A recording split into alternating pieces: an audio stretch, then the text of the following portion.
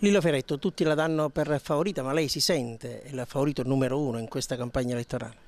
Mi sento dalla parte degli agrigentini sulla strada giusta, che è quella di comprendere le cose che non hanno funzionato nel recente passato e nel meno recente passato e comprendere insieme le cose che servono per andare avanti. L'incontro, per esempio, di oggi pomeriggio è in questa chiave qui, cioè confrontarsi con l'assessore al turismo di quali possono essere gli assi rispetto alla programmazione che è lì da venire con questi 20 miliardi di euro sui fondi strutturali, cominciare a comprendere Agrigento lungo quali direttrici si può muovere. Consideriamo un fatto che è nuovo, cioè tra le 7 priorità territoriali in Sicilia c'è Agrigento, non possiamo perdere questa occasione. Allora chi ha voglia di scommettersi con un B&B, con attività commerciali, ristrutturazioni di alberghi, ristrutturazioni sulla ricettività oppure sulle somministrazioni legate al turismo, nuove aziende, nuove start-up che si legano al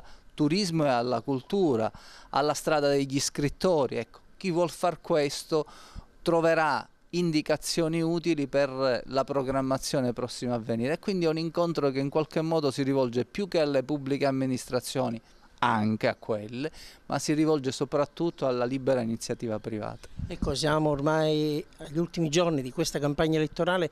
Come utilizzerà questi ultimi giorni Lillo Fioretto per provare a convincere ancora gli agrigentini che non sono convinti?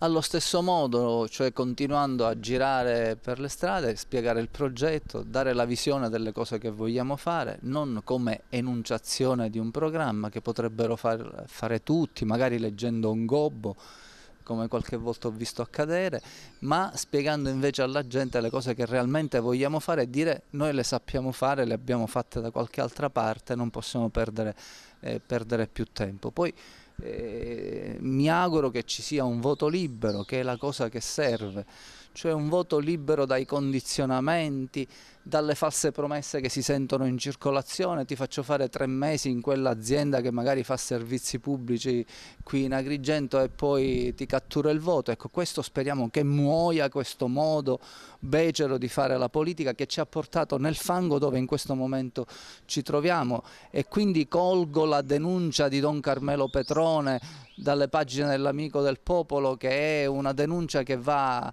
tirata alta per comprendere le cose che invece non bisogna fare. E poi lasciamo assolutamente liberi gli elettori, lo dico a tutti i candidati, anche al Consiglio Comunale, quelli della mia parte, lasciate liberi i seggi, lasciate che la gente vada liberamente al voto, non assembratevi davanti ai seggi. E poi conclusivamente l'altro appello non può che andare a tutti quelli che pensano che non andare a votare fa bene perché alla fine tutti gli stessi sono. No, questo non va assolutamente bene. Esercitate il voto, comunque lo spendiate questo voto, esercitatelo, andate a votare, perché ci dovrà essere qualcuno che si occupa delle cose e quindi ciascuno di noi non si può tirare fuori da questa grande opportunità che abbiamo. Le rivoluzioni, diceva Paolo Borsellino, si fanno dentro la cabina elettorale.